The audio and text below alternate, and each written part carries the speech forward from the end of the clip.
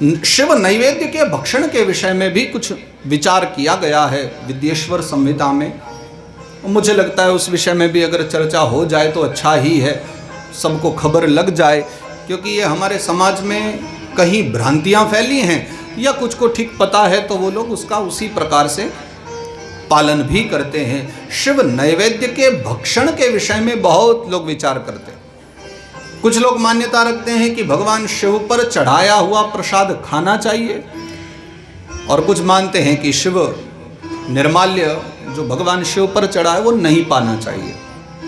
तो शिव कथा का अध्ययन करते हुए इस विषय में हमें जब प्रमाण मिल गए हैं तो हमने विचारा अब इसमें चिंता करने की कोई बात है नहीं, क्योंकि शिव कथा में प्रमाण दिए गए हैं कि क्या खाना है और कौन सा जो नैवेद्य है शिव पर चढ़ा वो नहीं पाना है।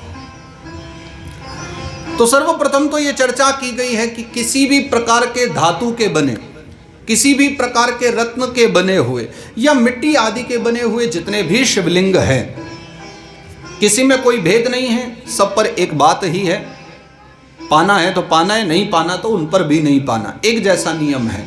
तो पाना कब है? तो ऐसी चर्चा आती है कि शिवलिंग पर, चाहे वो नर्मदेश्वर हो या पार्थिव भगवान हो, जब हम किसी पात्र में भोग लेकर के और शिवलिंग और दीर्घा से दूर कहीं चढ़ा देते हैं, भगवान को भोग लगा देते हैं, तो ऐसी प्रसादी को पाने में कोई भी दोष नहीं है, ऐसी प्रसादी पाई जा सकती है। परंतु भगवान शिवलिंग के ऊपर जो निर्माल्य चढ़ता है, चाहे वो बिल्वपत्र हो, चाहे वो पुष्प हो, चाहे वो किसी प्रकार की मिठाई हो, चाहे किसी प्रकार का फल हो, अगर वो भगवान शिव के ऊपर चढ़ा दिया, यानी कि शिवलिंग पर चढ़ा दिया अथवा दीर्घा पर चढ़ा दिया, योनि पर चढ़ा दिया, तो ऐसी कोई भी वस्तु पाने के योग्य नहीं होती है।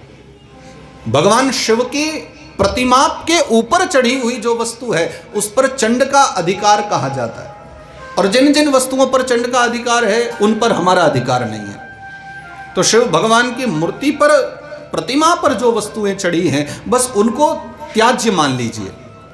उससे इतर अगर भगवान शिव की प्रतिमा से दूर कहीं हम किसी पात्र में लेकर के फल आदि, मिठाई आदि चढ़ाते हैं, तो शिव महापुराण के अनुसार वो सभी ग्राह्य है, भोज्य है, उसका ग्रहण कर सकते हैं, अब बाकी को त्याग देना चाहिए। और शिव निर्माल्य, उसकी तो इतनी महत्ता है, वो शिव के समान ही पूजनीय हो जाता है, इसलिए नहीं पाना चाहिए, उसमें दोष कुछ भी नहीं है।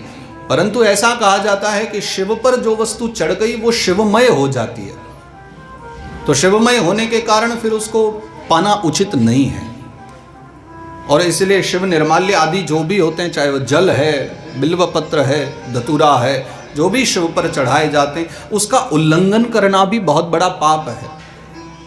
इसलिए आप सभी देवताओं की जब भी परिक्रमा करते हैं तो पूरी पूरी परिक्रमा की जाती है। भगवान विष्णु की 4 कर लेते हैं, अन्य देवताओं की 3 कर लेते हैं, कुछ देवताओं की 5 भी की जाती है। पर भगवान भोलेनाथ एकमात्र ऐसे देवता हैं कि उनकी एक ही परिक्रमा भी बड़ी टेढ़ी मेढ़ी करनी पड़ती है।